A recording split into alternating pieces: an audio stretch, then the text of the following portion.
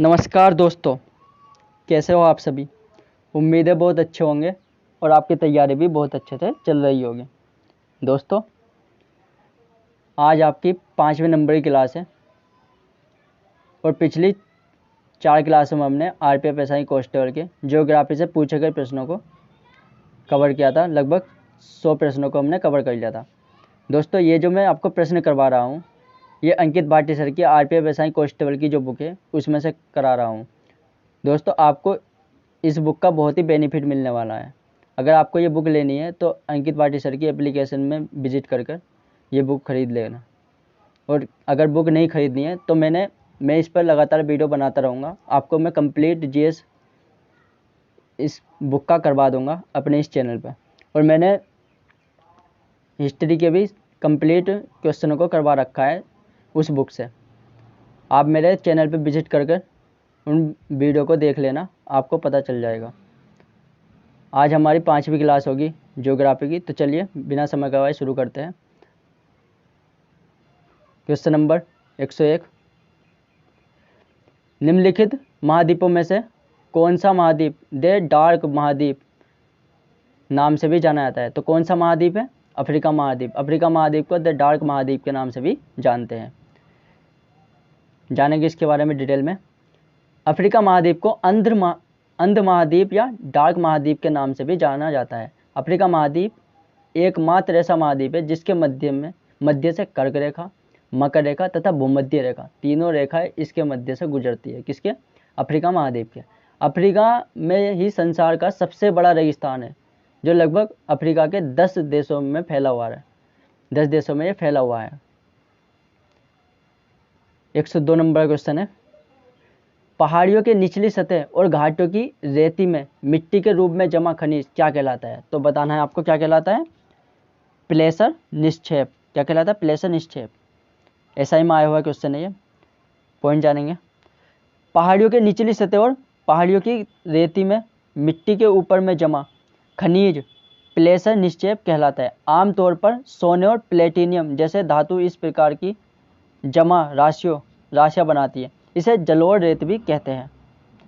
Next question है 103 number का, Greenland निम्नलिखित में से किस महाद्वीप के अंतर्गत आता है? तो किस महाद्वीप के अंतर्गत आता है? उत्तरी अमेरिका के अंतर्गत ग्रीनलैंड, जो कि सबसे बड़ा द्वीप है। ग्रीनलैंड डेनमार्क के अधीन है, लेकिन यह भौगोलिक स्थिति के अनुसार अमेरिका के महाद्वीप के अंतर्गत आता है। नेक्स्ट है 18वीं शताब्दी के बाद यह यूरोप, खास तौर पर डेनमार्क से जुड़ा हुआ है। ग्रीनलैंड दुनिया का सबसे बड़ा द्वीप है। 104 नंबर का क्वेश्चन है, एक घटना है जिसमें पेरोबियन तटीय प्रदेश में गर्म समुद्री लहरें बहती है, उसे क्या कहा जाता है? तो क्या कहा जाता है? El Nino. क्या कहा जाता है? El Nino. ये भी आरपीएफ एसआई में आया हुआ क्वेश्चन है।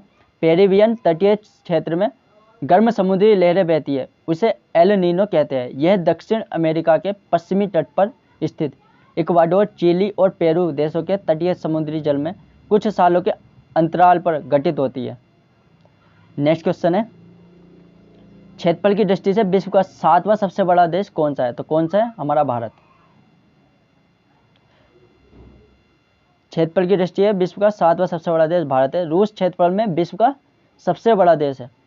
इससे पहले देशों का क्रम रूस, कनाडा, चीन, अमेरिका, ब्राजील तथा ऑस्ट्रेलिया। नेक्स्ट क्वेश्चन है 106 नंबर का, काजीरंगा अभयारण्य निम्न में से किस राज्य में स्थित है? तो किस राज्य में स्थित है? असम में। एक सींग वाला गैंडा के लिए यह प्रसिद्ध है। काजीरंगा अभयारण्य असम राज्य में है। यह अभयारण्य एक सींग वाला गैंडा के लिए प्रसिद्ध है। असम की राजधानी दिसपुर है। इनमें अन्य निम्न अभयारण्य मानस है, नामेरी है, औरंग है, ड्रिबू है, शेखोबा है। कहाँ पर? असम में। असम भारत का पूर्वी राज्य है। कौन सा? पूर्वी राज्य है। 107वें नंबर क्वेश्चन है, भूमध्य सागर का प्रकाश स्तंभ है कौन सा है? स्ट्रोम्बोली ज्वालामुखी जो है वो भूमध्य सागर का प्रकाश स्तंभ है। क्यों है?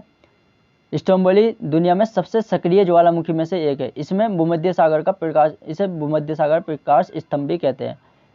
रेनियर संयुक्त राज्य अमेरिका में स्थित एक सक्रिय ज्वालामुखी है। स्ट्रोम्बोली ज्वालामुखी में होता क्या है, इसमें लगातार लावा निकलता रहता है, तो इसमें प्रकाश उत्पन्न होता है, इसलिए भूमध्य सागर प्रकाश स्तंभ इसको कहा जाता है। नेक्स्ट क्वेश्चन देखेंगे 108वां। निम्नलिखित चट्टानों में से किसको प्राथमिक चट्टानों के रूप में जाना जाता है? तो किसको जाना जाता है? अग्नीय चट्टान। अग्नीय चट्टान को प्राथमिक चट्टानों के रूप में जाना जाता है। डिटेल में जानेंगे इसके बारे में। पृथ्वी पर सर्वप्रथम अग्नीय चट्टानों का निर्माण हुआ है, इसलिए इन चट्टानों को प्राथमिक चट्टान कहते हैं। इस चट्टानों को जनक चट्टान भी कहते हैं। दूसरा नाम जो है इसका जनक चट्टान है। अपसादी चट्टान प्राकृतिक में अपक्षय एवं अपर्दन के माध्यम से मौलिक चट्टानों के विघटन वियोजन से किसी स्थान पर अपसादों से निर्मित रोल अपसादी सेल कहलाती है। 109 नंबर क्वेश्चन है, इनमें से कौन सा भारत का एक प्रमुख चाय उत्पादक क्षेत्र नहीं है? तो कौन सा क्षेत्र नहीं है? कश्मीर वैली। कश्मीर वैली चाय उत्पादक क्षेत्र नहीं है। असम में ही चाय होती है, दार्जिलिंग में और नीलगिरी, ये दोनों चाय के लिए विख्यात है। कश्मीर वैली चाय उत्पादक क्षेत्र नहीं है, जबकि असम हिल्स, दार्जिलिंग हिल्स, नीलगिरी पहाड़ी चाय के उत्पादन के लिए प्रमुख है। कश्मीर की घाटी केसर की खेती के लिए प्रसिद्ध है। किसके लिए? केसर की खेती के लिए। जम्मू और कश्मीर भारत में केसर उत्पाद राज्यों की सूची में सबसे ऊपर आते हैं। कौन? जम्मू और कश्मीर। नेक्स्ट क्वेश्चन है, पद्मा नदी किस देश में बहती है? तो किस देश में बहती है? बांग्लादेश में। यमुना और गंगा के मिलन को पद्मा कहा जाता है। पद्मा नदी बांग्लादेश में बहती है, यह गंगा की मुख्य धारा है। जब गंगा नदी बांग्लादेश में पहुंचती है तो उसे पद्मा के नाम से जाना जाता है। 101 नंबर क्वेश्चन है, सलाल, वगलिहार और दुलहस्ती जल विद्युत परियोजना किस नदी पर स्थित है? तो किस नदी पर स्थित है? चिनाब नदी पर। चिनाब नदी पर बगलिहार, दुलहस्ती और सलाल जल विद्युत परियोजना स्थापित की गई। बगलिहार परियोजना कश्मीर के टोडा जिले में चिनाब नदी पर बनाया गया है। दुलहस्ती परियोजना जम्मू और कश्मीर के किश्तवाड़ा जिले में स्थित है। कहाँ पर? किश्तवाड़ा जिले में। सलाल पावर स्टेशन जम्मू कश्मीर के रियासी जिले में स्थित है। नेक्स्ट क्वेश्चन है हमारा, भारत के किन क्षेत्रों में ठंडे रेगिस्तान पाए जाते हैं? तो किस क्षेत्र में पाए जाते हैं? लद्दाख में ठंडे रेगिस्तान पाए जाते हैं, यहाँ पे बर्फ रहती है। भारत के लद्दाख क्षेत्र में ठंडे रेगिस्तान पाए जाते हैं। अंटार्कटिका और ग्रीनलैंड इसी तरह के रेगिस्तान है, यहाँ पर भी लगातार बर्फ रहती है, तो इसलिए यहाँ पर भी ठंडे रेगिस्तान पाए जाते हैं। अंटार्कटिका संसार का सबसे ठंडा रेगिस्तान है। भारत का थार रेगिस्तान एक गर्म रेगिस्तान है जो गुजरात राजस्थान से पाकिस्तान तक फैला हुआ है। नेक्स्ट क्वेश्चन है, जापान की खाई किस सागर में पाई जाती है? खाई या गर्त, तो किस सागर में पाई जाती है? प्रशांत महासागर में। तो जापान की खाई उत्तरी प्रशांत महासागर के तल पर स्थित है। इसकी गहराई 8046 मीटर है। कितनी? 8046 मीटर। प्रशांत महासागर में लेगा ट्रेच, जापान ट्रेच, फिलीपीन ट्रेच आदि है।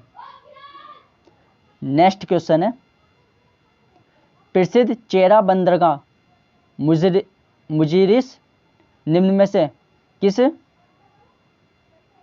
राज्य में स्थित है? तो प्रसिद्ध चेरा बंदरगाह मुजिरिस किस राज्य में स्थित है? केरल राज्य में। एसआई में आया हुआ क्वेश्चन है यह केरल राज्य के त्रिशूर जिले में स्थित है। प्राचीन काल में मुजिरिस मसालों के शहर के रूप में जाना जाता है। कब? प्राचीन काल में। मुजिरिस को पुराने समय में पट्टनम के नाम से जाना जाता है। किसके नाम से? मुर्चीपट्टनम के नाम से। नेक्स्ट क्वेश्चन है, यूरेशिया के मध्य अक्षांशीय घास के मैदान क्या कहलाते हैं? तो क्या कहलाते हैं? स्टेपी। क्या कहलाते हैं? स्टेपी। ये सारे घास के मैदान आपको याद करने हैं, कौन से देश में घास के मैदान को क्या कहा जाता है। स्टेपी घास के मैदान यूरेशिया के विशाल मैदान में पाए जाते हैं। ये घास के मैदान यूक्रेन से लेकर मध्य एशिया तक फैले हुए हैं। स्टेपी मैदान कजाकिस्तान, तुर्कमेनिस्तान, उज्बेकिस्तान आदि में पाए जाते हैं।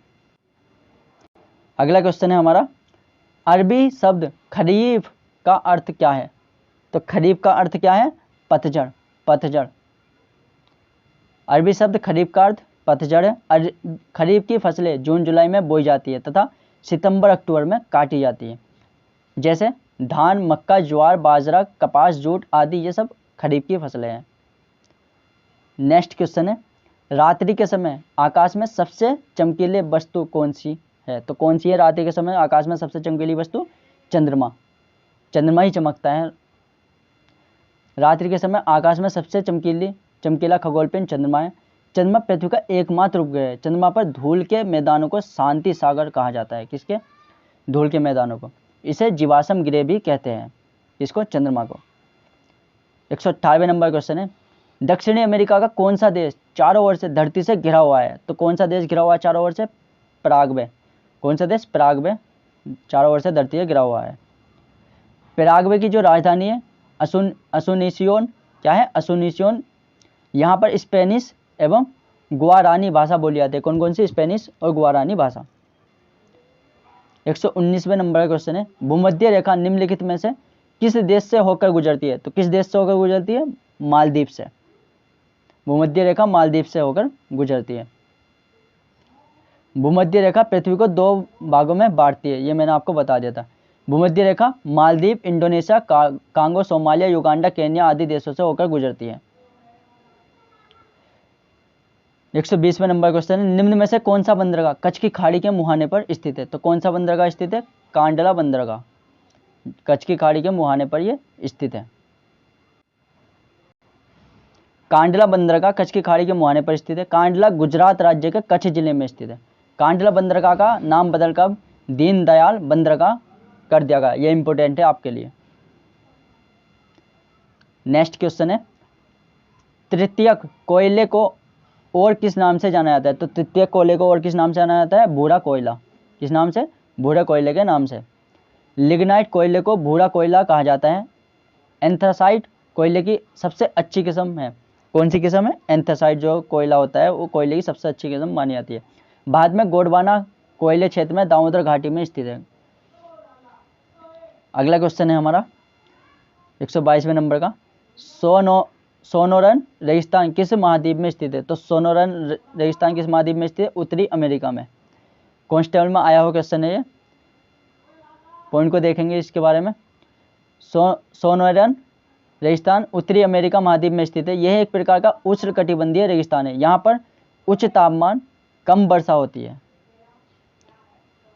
सोनोरन रेगिस्तान कर्क रेखा और मकर रेखा के मध्य में स्थित है।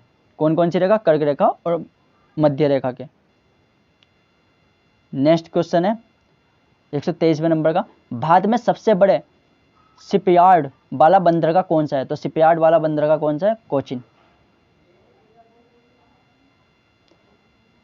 पॉइंट को देखेंगे, भारत का सबसे बड़ा शिपयार्ड कोचीन में है। यह भारत का सबसे बड़ा शिपयार्ड है। इसकी स्थापना कब हुई थी? 1972 ईस्वी में भारत सरकार द्वारा इसकी स्थापना की गई थी।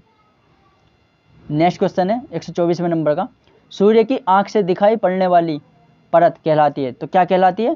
प्रकाश मंडल। सूर्य की आंख से जो दिखाई देती है वो परत प्रकाश मंडल कहलाती है। सूर्य का वह भाग जो हमें दिखाई देता है उसे प्रकाश मंडल कहते हैं। सूर्य की सतह का तापमान 6000 डिग्री सेल्सियस होता है। सूर्य की सबसे बाहरी परत को कोरोना या किरीट कहते हैं। सूर्य के प्रकाश को पृथ्वी तक पहुंचने में 8 मिनट 16.6 सेकंड का समय लगता है। कितना? 8 मिनट 16.6 सेकंड का समय। नेक्स्ट क्वेश्चन है 125वें नंबर का, भारतीय कृषि को अक्सर कहा जाता है। तो क्या कहा जाता है? तो भारतीय कृषि को क्या कहा जाता है? मानसून पर दाब। भारतीय कृषि को मानसून पर दाब के रूप में जाना जाता है क्योंकि भारतीय कृषि पूर्ण रूप से मानसून पर आधारित है। किस पर? मानसून पर। दोस्तों आपके 25 प्रश्न को हमने पढ़ लिया है। दोस्तों कुछ ही दिनों में हम संविधान की भी प्रीवियस क्वेश्चन को लेकर आएंगे, उसको भी आप ध्यान से देखना। बहुत ही जल्दी उसकी मैं वीडियो अपलोड कर दूंगा। तो मिलते हैं अगली नेक्स्ट वीडियो में। धन्यवाद।